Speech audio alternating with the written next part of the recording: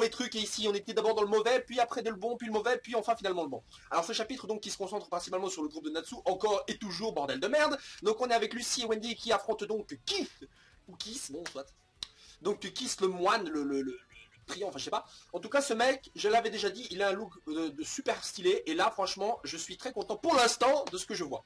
En gros ce mec, il a un pouvoir, on sait pas lequel, mais en tout cas il peut se déplacer très rapidement, et visiblement se dématérialiser en une sorte de poudre, ou je sais pas ce que c'est, enfin une sorte de fumée, ou de cendre, que sais-je, je ne sais pas, on dirait un Logia à la One Piece quoi.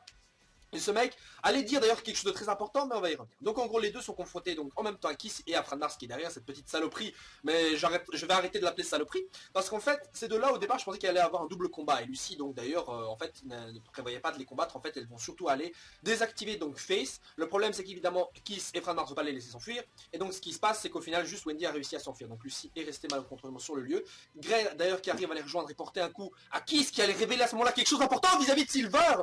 Il allait dire toi tu es le de Silver, et il l'a pas dit c'était quoi, mais bon ça on en sous-entendait quoi, le fils, le fils, le frère, le cousin, qu'est-ce que c'est, le singe, je sais pas du tout, mais il allait dire quelque chose de ultra important, et moi franchement ça m'a frustré, et je suis sûr que vous aussi. Dans tous les cas, en gros ce qui s'est passé c'est que Wendy donc qui est toute seule va certainement avoir un rôle très important par la suite concernant Face, vis-à-vis également du nom de cette partie de cet arc qui s'appelle donc le chant du dragon céleste. Dragon céleste, voilà, le dragon céleste c'est Grandin qui a été la maman, enfin le dragon affilié donc à Wendy. Donc il est fort à parier que Wendy, via l'aide par exemple de Grandin, je sais pas, sauve justement le monde avec une magie, justement un chant, le chant du dragon céleste, pour désactiver Face ou contenir sa magie, ou je sais pas, se sacrifier, que sais-je, on verra bien.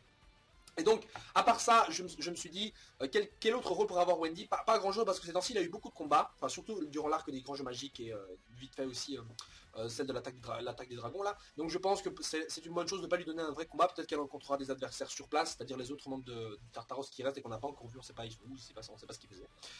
Et voilà. Donc après, du côté de Grey, donc qui va combattre, je suppose, Kiss. On a Lucy donc contre Fran Mars et Natsu qui les rejoint. Natsu d'ailleurs qui a changé de fringue, qui a trouvé sa fringue je sais plus trop où, enfin peu importe. En tout cas, il arbore un style qui se rapproche plus ou moins de Sting et qui lui voit plus ou moins bien. Bon, ça, passons. D'ailleurs, faudrait trouver son écharpe là, parce que je suis sûr qu'il y a un truc qui va se passer avec son écharpe, genre, je sais pas, Tartaros, mon dieu, c'est la relique légendaire, enfin, je sais pas, j'imagine. Bref, et donc il combat Fran Mars qui au départ, je pensais que c'était une saloperie, qui pouvait diminuer la force des gens, mais en fait non, le mec, il absorbe des âmes, et avec ça, ça devient plus puissant. En absorbant les âmes, il a s'approprié leur pouvoir. Donc ce qui s'est passé, c'est qu'il a volé les âmes donc, de Taurus et d'Aries, ce qui fait que celui-ci a pu les absorber. Et donc, visiblement, il peut s'en servir aussi pour se protéger. Il a pris la tête d'Aries pour que Natsu ne puisse pas le frapper. Maintenant, je sais pas si c'est genre lui qui a juste utilisé le visage, et genre c'est encore lui, hein, mais il utilise la voix et tout, ou alors c'est vraiment le visage d'Aries qui est emprisonné, qui demande à Natsu de pas le frapper. Mais bon, voilà, un petit moment bien marrant, c'était où Natsu donne une pêche à Taurus, parce que tout le monde s'en fout de frapper Taurus, c'est pas un problème Aries, d'accord, mais Taurus, voilà quoi, on se retient pas. Bref. Et après, on a ce passage, j'ai pas tout saisi. À la fin, Fran Mars nous sort son âme la plus puissante. Et je sais pas, je crois que c'est Hadès. Non, soyons sérieux. Ça nous a tous fait penser à Hadès quand celui-ci a enlevé son bandeau et tout.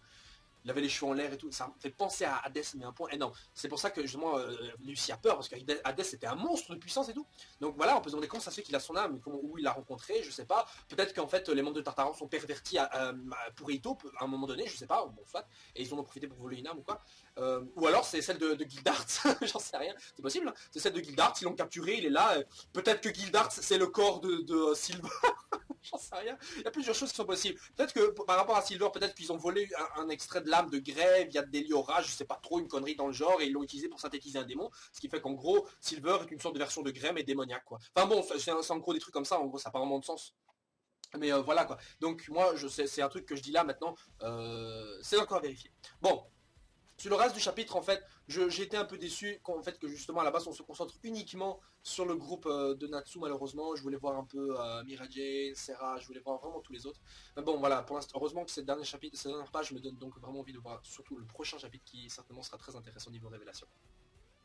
Faut pas oublier d'ailleurs que Fran Mars a aussi absorbé les âmes de Natsu, donc il est possible que, je sais pas, il utilise des attaques de flammes de Natsu, parce qu'à un moment donné, quand il a absorbé justement une partie de ses âmes, il a fait, on est monté à 1000 âmes, donc je suppose que Natsu, quand il a volé une petite âme de Natsu, ou une partie, je sais pas, il est monté à 1000, le nombre d'âmes en total. Donc, ne pas sous-estimer Fran Mars, qui était certainement un des membres très puissants de Tartaros, surtout vis-à-vis de la dernière âme qu'il a avalée, mais on saura qui c'est le prochain chapitre. Sur ce, les gens, je vous dis, non, je dis pas au revoir, parce qu'en fait, il y a un deuxième truc dont j'ai envie de parler, c'est le chapitre spécial Sabretooth, parce que je sais pas si vous savez, mais Mashima, en fait, a dessiné plusieurs chapitres spéciaux, plusieurs chapitres très importants, enfin, importants, on va dire très spécial, vis-à-vis donc des Sabretooth, il y aura un, je crois, basé aussi sur Natsu, Lucie, un autre perso, je crois, un sur Erza, je crois, mais bon, celui-ci, donc, qui est sorti, est donc basé sur la guilde Dents de Sabre, d'ailleurs, en version française, ils ont appelé la guilde Sabre-Tooth, non, mais vraiment Sabre-Tooth, alors qu'en anglais, c'est Sabretooth. Ouais, Sabretooth. Donc je sais pas vraiment pourquoi ils ont traduit ça, autant traduire dans le sabre quoi, mais voilà, autant les saleurs après Sabretooth, voilà, bon, c'est vrai que ça fait limite faute. Non, ce qui n'est pas vraiment le cas, mais soit, bref. Donc ce chapitre, en gros, qui est pas très important, c'est un chapitre de la même titre que Fairy Woman, ou des trucs comme ça, où Erza, en fait, jouer un justicier, si vous l'avez pas encore vu, je vous le conseille, il est assez rigolo, qui fait un clin d'œil aux comics. Donc en gros, ce chapitre qui parle en gros juste de, mais vraiment juste de la guilde, de ce qu'il en devient, on voit vraiment que c'est devenu des joyeux du rond à la Fairy Tail, quoi. Sting qui est visiblement devenu donc le maître de la guilde, je sais pas pourquoi, mais il en impose pas en tant que maître, c'est pas très crédible. Mais dans tous les cas, voilà, c'est le maître, et qu'est-ce qu'ils font, ils vont dans les bains, ils s'amusent, il y a Rogue qui chope les boobs de Yukino. D'ailleurs, c'est assez marrant de voir le contraste niveau comportement de Rogue, qu'on l'a vu la première fois, et après on a maintenant comment il est. Je veux dire, il y a un contraste énorme, ça se voit que Mashima il s'est dit non putain ils sont beaucoup trop sérieux. D'ailleurs, notez au passage que le style de Rogue, c'est-à-dire qu'il a une queue de cheval et une cicatrice, ont été certainement mis là pour pas que les gens confondent avec Zeref, parce que c'est vrai que beaucoup de gens se disent ah attends mais c'est Zeref ça ou pas. Donc voilà, je pense que c'est pas exprès. Et donc, le chapitre parle juste de Froche qui s'est paumé, et voilà, ils essaient de le retrouver, j'ai pas très compris parce que j'ai pas vu la VF, j'ai juste vu en Jap. Mais je suis sûr que c'est hilarant et j'attends de voir la VF qui sort. Je vous le conseille également, vous pouvez trouver ça très facilement sur le net, chapitre spécial, Sabretooth, je sais plus. Bref, sur ce, je vous laisse les gens, on se retrouve donc la semaine prochaine. Et l'animé qui va bientôt revenir dans moins d'un mois, j'attends ça avec impatience. Sur ce, ciao ciao les gens.